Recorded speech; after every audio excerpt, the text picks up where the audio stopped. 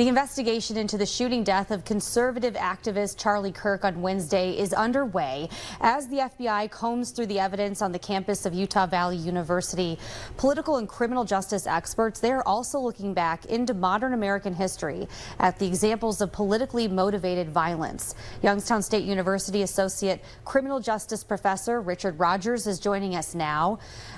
Professor, Kirk's shooting is considered the latest example, along with Minnesota Democratic lawmaker that was assassinated in her home and the attempted assassination of President Trump before the election.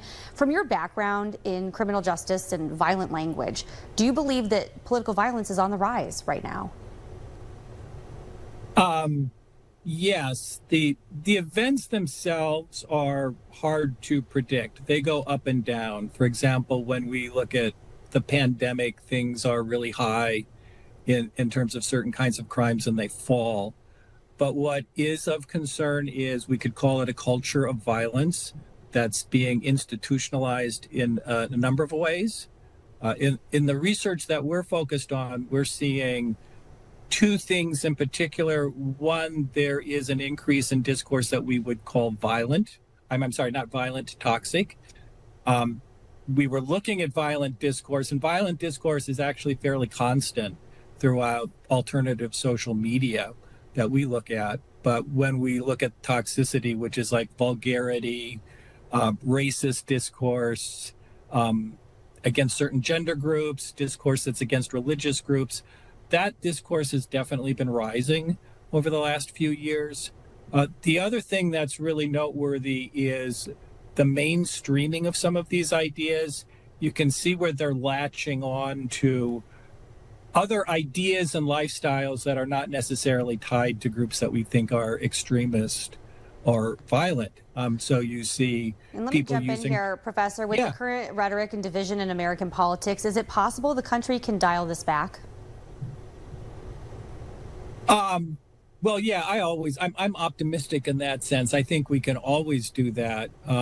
The question is how far, do we go? Are there lines that when we cross them, does that mean that we are now committed to a direction? I really don't think we're at that point. I think a lot of people, I'm not going to say don't care, but these things don't affect their daily lives. The more people care and the more it affects their daily lives, the more likely we are to move to something more violent. Yeah, and we look at the historical moments in our past. You think of Martin Luther King Jr., you think of Kent State University May 4th, and those students were concerned at the time that were protesting about were they going to be drafted.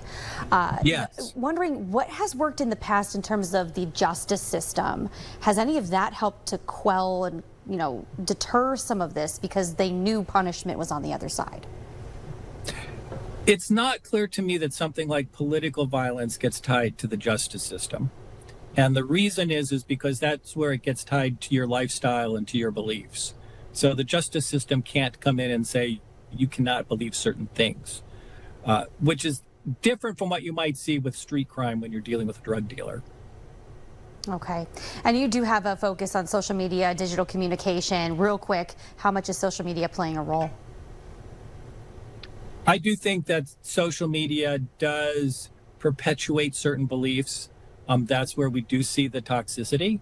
It doesn't seem to cause violence in a particular sense, but it contributes to it in the sense that it makes it legitimate.